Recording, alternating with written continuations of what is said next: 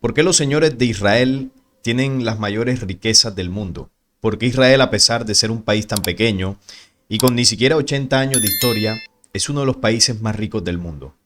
¿Por qué tienen tanto dinero? ¿Son superiores en inteligencia a nosotros? ¿Tienen un don especial? ¿El hecho de ser supuestamente elegidos por Dios les da algún tipo de bendición y prosperidad? ¿Por qué han llegado a esos niveles de riqueza? ¿Por qué controlan el dinero a nivel mundial? En este video lo vamos a hablar porque es un tema muy interesante para entender por qué esta gente desde la antigüedad dominan lo que es el dinero. Y quien domina el dinero, básicamente domina el mundo. Hay que hablar entonces de los orígenes de los bancos, los primeros bancos. Los pioneros en el tema de la banca fueron sacerdotes y también judíos odiados e italianos astutos. Los bancos como los conocemos hoy en día, ¿no? En esa banca más moderna, tienen sus orígenes en esa época del Renacimiento, en la Edad Media, y ahí influyeron, como dice acá, familias italianas y también hebreos. El origen más antiguo de los bancos sí que proviene de la antigua Mesopotamia. Bueno, como el origen de todos los poderes proviene de allá, ya sabemos que esa cultura fue influenciada por unos seres llamados Anunnakis que trajeron conocimientos que moldearon esa cultura. Y fue, bueno, la más desarrollada, ¿no? Supuestamente de la antigüedad. Y de ahí se basaron las culturas posteriores que tomaron cosas, ¿no? De esa antigua civilización para forjar luego la estructura de lo que serían esas culturas posteriores. Pero la banca moderna nace desde lo que es la época del Renacimiento, la Edad Media, y ahí los hebreos tuvieron mucho que ver. Lo más curioso es que el primer banco en funcionamiento y más antiguo del mundo fue inicialmente un monte de piedad creado para socorrer a los damnificados por la plaga. Segismundo Warburg fue un hebreo de los más influyentes del mundo, pero Warburg no es un apellido, es el nombre de la ciudad donde se estableció la familia del Banco de Pisa.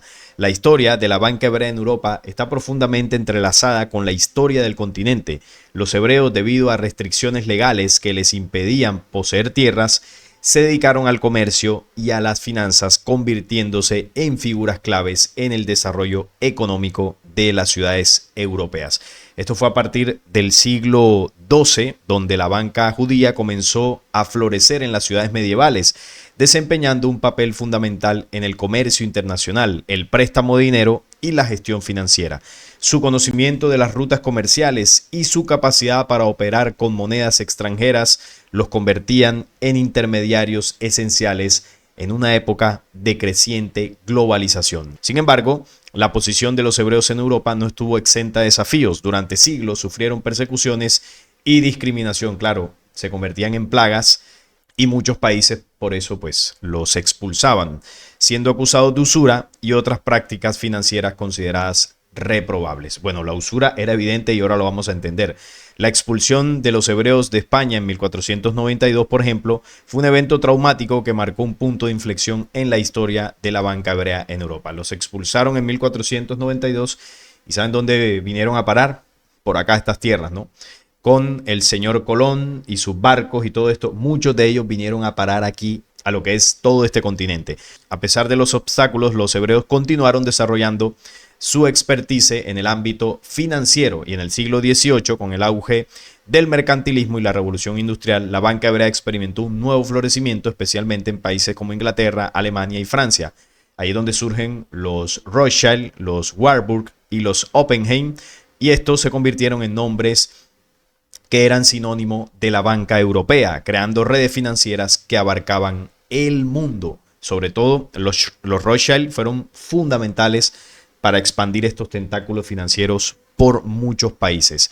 Ahí es donde los bancos hebreos desempeñaron un papel crucial en la financiación de la revolución industrial, proporcionando capital, ¿no?, para la construcción de fábricas, ferrocarriles y otras infraestructuras. Su influencia se extendió también a la política, actuando como asesores financieros de gobiernos y reyes, lo que les permitió ejercer una influencia considerable en los asuntos económicos y políticos de Europa. Lo que decía al principio, ¿no?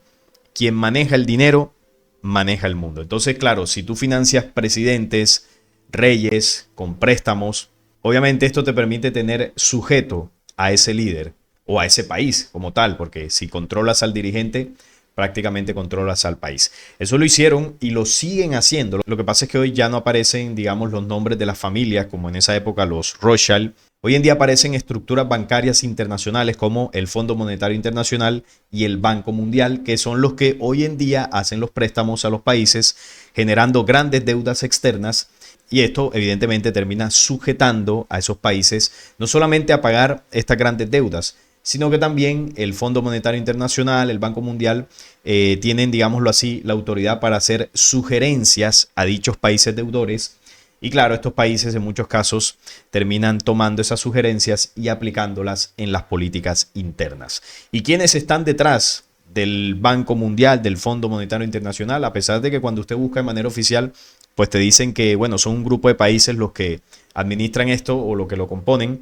Sin embargo, pues son los mismos que siempre han estado detrás de los grandes bancos mundiales desde la época de la Europa medieval. Las grandes familias de poder hebreo que dominan el mundo, dominan el dinero, controlan también la Reserva Federal. La Reserva Federal es un banco privado donde principalmente pues, están las familias de origen hebreo de los Estados Unidos. La Reserva Federal es la que imprime el dólar y el dólar es la divisa internacional que a través del Banco Mundial y el Fondo Monetario Internacional se expande a los países pues, que quieren adquirir estos préstamos. Entonces ese es el imperio, ¿no? El imperio de Occidente representado en Estados Unidos, pero Estados Unidos al final es una fachada. Quienes controlan detrás ya sabemos quiénes son. Aquí hemos mencionado la familia Rothschild. Esta familia no solamente ha controlado por mucho tiempo la banca europea, la banca mundial, es una de las dinastías más poderosas a nivel económico de la historia. Y estos son datos, esto usted lo puede comprobar.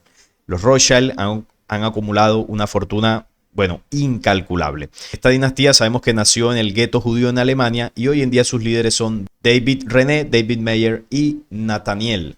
Los Rothschild, que ya sabemos que significa señal roja o estrella roja, y esta señal diferenciaba a la vivienda de un familiar en el gueto hebreo de Frankfurt. Ponían el símbolo de la estrella roja, algo parecido a lo que hicieron allá en Egipto, ¿no?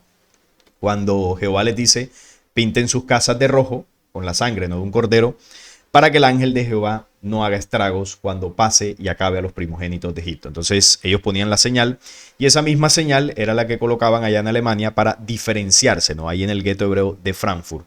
Detrás de este nombre se encuentra una familia que fue el mayor aliado del poder europeo en el siglo XIX.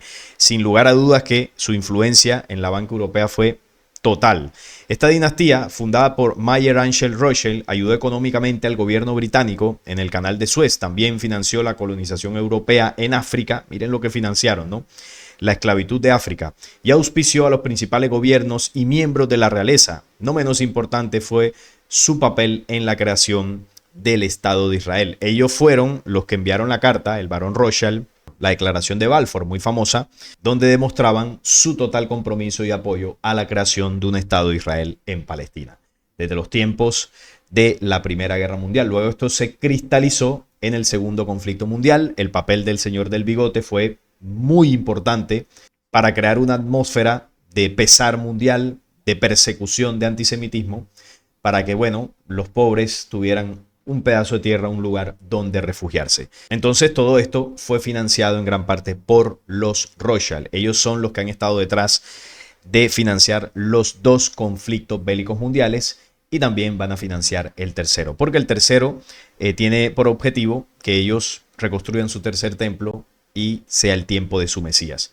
Los primeros conflictos mundiales fueron para crear el Estado de Israel en Palestina, lo lograron, y el tercer conflicto mundial es para culminar su plan del tercer templo con la venida de su caudillo, de su líder.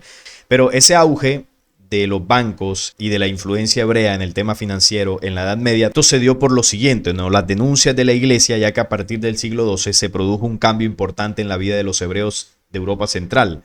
Los cristianos adquirieron mayor protagonismo en el comercio y los hebreos se quedaron relegados a dedicarse casi exclusivamente a una ocupación, el préstamo de dinero. Eran los que prestaban el dinero en ese tiempo en Europa. Las circunstancias les resultaban favorables, pues la iglesia prohibía a los cristianos prestar dinero con interés, lo que consideraba usura, pero para los hebreos no es prohibido.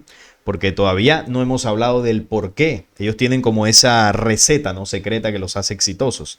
Y eso está en sus leyes. Eso fue enseñado por Jehová. Y una de las cosas que Jehová no les prohibió fue la usura. Para los cristianos sí era un grave pecado. Además, los trágicos sucesos que acompañaron a la primera cruzada ofrecieron a los hebreos una lección. Si se avecinaba algún peligro, era conveniente disponer de bienes que se pudieran transportar fácilmente en caso de huida, como el oro y la plata. Oro y la plata que también pedía Jehová, ¿no? Los hebreos que se dedicaron a prestar dinero proporcionaron enormes beneficios económicos a los gobernantes cristianos, que les cargaban con fuertes impuestos y que cuando consideraban que no estaban cumpliendo con sus deberes, se aprovechaban de ellos confiscándoles sus bienes. Por otro lado, esta actividad pues generó hacia ellos un odio por parte de las masas populares, por la usura, ¿no? Ya que decían que con esto pues extorsionaban al pueblo, ¿no?, con el tema de los préstamos. Así que ahí está, queridos amigos, el origen de los bancos. ¿Quiénes impulsaron esta actividad? ¿Quiénes eran los que prestaban el dinero en la Edad Media? Eran los señores del pueblo elegido, que hoy en día son los más ricos del mundo. Incluso hay listas como esta, donde se dice que primera vez en la historia, esto es reciente, 6 de los 10 más ricos del mundo son magnates hebreos. Más allá de la fortuna, fama, visibilidad y vida privada, Ellison, Page, Zuckerberg, Brin Belmer y el otro es Dell. Serían 6 de los nombres de origen hebreo que, bueno, están en la lista de los 10 más poderosos del mundo. Miren que ni siquiera está Elon Musk por acá. Y yo les digo algo, estos son los conocidos, los que de pronto aparecen en estas revistas o en la revista Forbes, porque los desconocidos o los que no salen en estos portales tienen muchísimo más dinero. Estos no aparecen en medios de comunicación. Los que realmente tienen el dinero no aparecen en medios de comunicación. Pero miren que aún en las figuras públicas se demuestra quiénes realmente tienen el poder económico en el mundo. Entonces, ¿cómo es posible que Israel, siendo un país tan joven, hoy en día es considerado un país desarrollado y una de las economías más ricas del mundo, con un PIB per cápita que supera los $50,000, su alto nivel de vida, investigación y desarrollo, y también en el sector tecnológico lo posicionan como un líder global? ¿Cómo es que un país con menos de 80 años, que ha vivido tantas guerras allá en Medio Oriente, cómo es posible que tenga ese nivel de desarrollo y de poder económico? Es una potencia mundial. Cuando hay países que tienen siglos y no llegan ni a la mitad de la prosperidad económica que tiene Israel. Por supuesto, aquí tiene que haber algo más que una simple habilidad para los negocios. Hay muchas cosas aquí detrás, pero vamos con las leyes de ellos, ¿no? Las leyes que están dentro de las 613 leyes que su Dios les entregó. Y aquí ya vamos a entender por qué esta gente, ellos, solamente ellos, tienen ese nivel de poderío económico. Deuteronomio 8:18. Si no, acuérdate de Jehová tu Dios, porque Él te da el poder para hacer las riquezas, a fin de confirmar su pacto que juró a tus padres como en este día. Entonces, Jehová siempre les decía, cuando seas próspero, acuérdate de mí, acuérdate de tu Dios, porque Él es el que te da el poder para que tú hagas riquezas. Entonces recordemos que Jehová representa el poder en la sombra que realmente controla el mundo. Recordemos la pirámide truncada y que en la cima hay un ojo que todo lo ve, un ojo iluminado que está en otra dimensión. Entonces, en esa otra dimensión que no se ve, que los seres humanos no podemos percibir, es donde hoy en día se esconden los dioses o los seres que desde el pasado controlaban el mundo.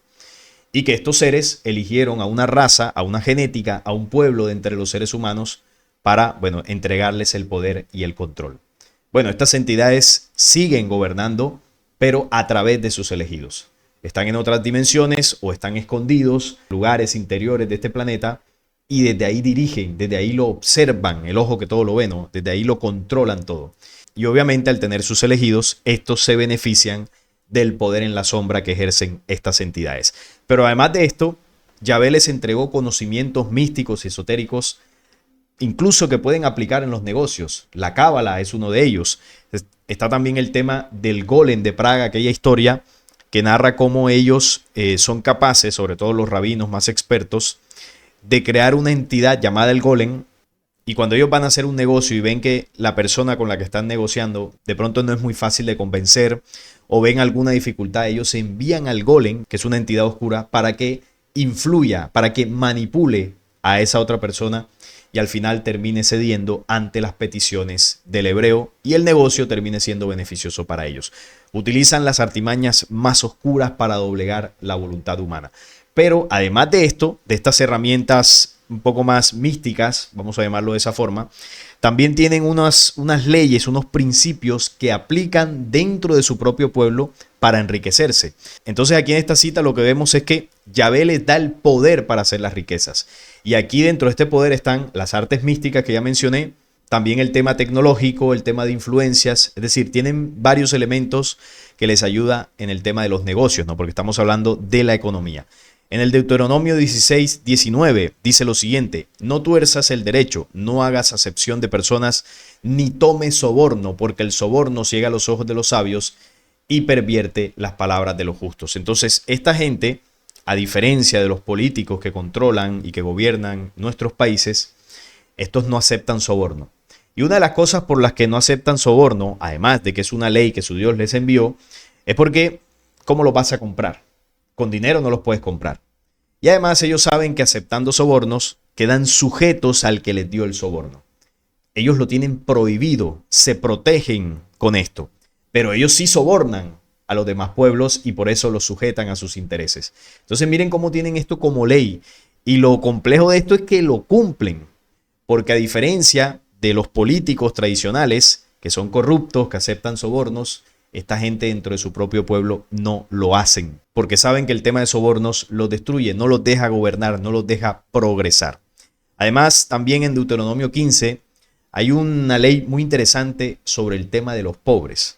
Recordemos que en la política hay una ideología, que es la ideología de izquierda, que bueno, dice que vela por el pueblo, por los pobres y todo esto, para beneficiar a los pobres, para redistribuir la riqueza de una mejor manera. Y esta ideología de izquierda o socialismo actual nace precisamente de los mismos hebreos, nace precisamente del sionismo, que hoy el sionismo se muestra como una derecha extrema, pero el sionismo también es izquierda y de hecho nace de la izquierda para que una vez llega al poder se convierte en derecha. Miren aquí esta ley que está relacionada con ese socialismo, pero que ellos no lo predican o no buscan que se aplique en el mundo, sino que solamente se aplique para ellos. Cuando haya en medio de ti menesteroso de alguno de tus hermanos en alguna de tus ciudades, en la tierra que Jehová tu Dios te da, no endurezcas tu corazón ni cerrarás tu mano contra tu hermano pobre, que es un valor que se ha perdido en la humanidad. La gente que es de derecha extrema no le importa el que más necesita. Vemos la desigualdad y nos hacemos insensibles. Bueno, ellos dentro de su pueblo no son así. Ellos ayudan al pobre. ¿Por qué? Por mandato de su Dios. Dice acá: sino que abrirás a él tu mano liberalmente y en efecto le prestarás lo que necesite. Guárdate de tener en tu corazón pensamiento perverso diciendo: cerca está el año séptimo, el de la remisión, y mires con malos ojos a tu hermano menesteroso para no darle, porque él podrá clamar contra ti a Jehová y se te contará por pecado. Sin falta le darás y no serás de mezquino corazón cuando le des, porque por ello te bendecirá Jehová tu Dios en todos tus hechos y en todo lo que emprendas, porque no faltarán menesterosos en medio de la tierra. Por eso yo te mando diciendo: abrirás tu mano a tu hermano, al pobre y al menesteroso en tu tierra. Es una ley que uno la ve y uno dice: oye, qué bonito, ¿no? Qué bonito esa ayuda, qué bonito Jehová diciéndole que ayuden a los pobres. Pero claro, detrás de esta misericordia hay una estrategia. Es como el tema de la ley que le dice a su pueblo que no practiquen precisamente el tema de diversidad de género, que no hagan prácticas homosexuales. ¿Por qué se los prohíbe? No porque él quiera que su pueblo sea luminoso, es porque saben que es una práctica que destruye a los seres humanos. Y la prohíbe para su pueblo, pero para el gentil, para el extraño, sí la promueve. Incluso los hebreos son los principales promotores del cine para adultos. Entonces, es un acto perverso. Nosotros nos cuidamos para poder gobernar el mundo, pero a los demás los destruimos. Y aquí pasa lo mismo. Nosotros nos cuidamos, vamos a intentar que no haya pobreza aquí, vamos a ayudarnos entre nosotros mismos, porque solo fortaleciéndonos como pueblo y enriqueciéndonos, podemos dominar y controlar a las demás naciones. Miren con el objetivo con el cual lo hacen, y por eso Jehová trasladó esta ley, que debe ser un comportamiento natural y que nazca a conciencia en los seres humanos, pero ellos se han encargado que nosotros despreciemos al pobre o que no nos importe la necesidad ajena, cuando ellos dentro de su pueblo hacen todo lo contrario. Y por eso vemos cómo este es un pueblo económicamente, porque aquí no estamos hablando de espíritu, estamos hablando de materia, pero a nivel de la materia son prósperos. A nivel de espíritu, bueno, si hablamos de los de raza pura, ni espíritu tienen, pero vemos cómo enseñan o promueven para los gentiles todo lo contrario. Y por eso muchos países están como están. Éxodo 22:25. Cuando prestes dinero a uno de mi pueblo, de su pueblo elegido, el pobre que está contigo, no te portarás con él como logrero, ni le impondrás usura. O sea, no le cobrarás de más, no le cobrarás interés. Le vas a prestar lo que necesite y eso es lo que te debe devolver. Incluso ellos cada 7 años hacen un año como de perdón, donde se perdonan las deudas. Si ellos se prestan dinero dentro de su propio pueblo, al llegar el 7º año, listo, nadie queda con deuda. ¿Y eso qué hace? Que sea un pueblo que nunca estén doblegados por la deuda, mas sin embargo ellos al extranjero le colocan encima deudas impagables. Deuteronomio 23:19-20. No exigirás de tu hermano interés de dinero, de tu hermano, ni interés de comestibles, ni de cosa alguna que se suele exigir interés. Del extranjero, o sea, del que no pertenece al pueblo, podrás exigir interés, mas de tu hermano no lo exigirás, para que te bendiga Jehová tu Dios en toda obra de tus manos en la tierra a donde vas para tomar posesión de ella. O sea, el beneficio es total y absoluto dentro de ellos, pero a cualquiera que no sea de ellos, róbale con usura, cóbrale interés, mejor dicho, desángralo económicamente. Y esa es una de las estrategias para mantener sumidos en la miseria a todos los pueblos. Deuteronomio 23:21, del 20 al 21. Del extraño podrás exigir interés, mas de tu hermano no lo exigirás, para que Jehová tu Dios te bendiga en toda la obra de tus manos. Cuando haces voto a Jehová tu Dios, no tardes en pagarlo, porque ciertamente lo demandará Jehová tu Dios de ti y será pecado en ti. Entonces, cada 7 años ellos cancelan la deuda, ya no tienen deuda. La pregunta es, ¿acaso el banco, después de que pasan 7 años, nos perdona la deuda? Ellos al extranjero le perdonan deuda, no le cobran interés de ninguna manera. Aquí lo vemos en sus leyes, donde hacen absolutamente todo lo contrario. Hacia el extranjero son durísimos con el tema de la usura. Y en Egeo 2:8 dice, mía es la plata y mío es el oro, así dice Jehová de los ejércitos. Un Elohim, un ser extraterreno negativo, de materia, con cuerpo físico, que era un obsesionado por el poder y la materia, por el oro, por la riqueza. Y esa misma ambición es la que tenían los Anunnakis, según cuenta la historia de la antigua Mesopotamia, porque se dice que ellos venían buscando oro. Oro para sus naves, para su tecnología, pero es la riqueza material la que buscaban. Asimismo era Yahvé, miren que era la misma naturaleza, son los mismos Elohim, y esa misma usura o ese mismo interés del poder y por el oro se lo trasladó a su pueblo. Y luego pues se le trasladó a la humanidad. La necesidad de perseguir el dinero, de perseguir el oro, de enriquecernos, de acumular materia, pero nada de espíritu. Obviamente aquí no hay espíritu, estamos hablando de economía. ¿Y por qué un pueblo sin espíritu han logrado acumular grandes riquezas, tanto así que dominan el mundo con el dinero? ¿Por qué han logrado hacerlo? Bueno, hay varios motivos que ya los hemos repasado. Primero, porque tienen el respaldo de entidades dimensionales, de seres que no son originarios de aquí de la Tierra, que les han dado conocimientos, no solamente conocimientos de estrategias para enriquecerse, sino también conocimientos místicos para utilizar fuerzas dimensionales para mover, para influir en sus negocios. Les han dado tecnología, porque Israel es uno de los países con mayor desarrollo tecnológico en el mundo. Y eso es una de las bases de su economía también. Y además de esto, les ha dado leyes para aplicarlas dentro de su propio pueblo, para que entre ellos se fortalezcan y se enriquezcan por encima de los demás pueblos.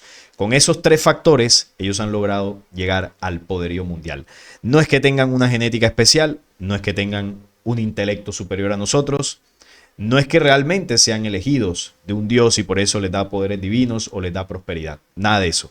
Simplemente tienen el respaldo desde la antigüedad de entidades extraterrenas que han favorecido a este pueblo que tiene parte de su genética, descendiente de esos mismos Elohim, y los han elegido para establecer el plan de dominio mundial. A través de la economía, a través de la religión, a través de la política, a través de las guerras, han logrado doblegar la voluntad humana y el fin de su plan es su templo y su Mesías, para finalmente, bueno, ponerle la cereza al pastel y controlar absolutamente a todas las naciones. Ese es el secreto de ellos. No hay pócimas mágicas, ni tampoco son superiores a nosotros. Lo que son es astutos, tramposos y traicioneros, y han sabido utilizar las herramientas que su falso Dios les dio. Ese es el secreto del por qué tienen tanto dinero. Así que, queridos amigos, ahí está la respuesta. Ustedes, por supuesto, me pueden poner más datos y opiniones ahí en los comentarios de este tema. Si les gustó, les agradezco un like, la suscripción al canal y compartirlo para que llegue a más personas. Hasta la próxima.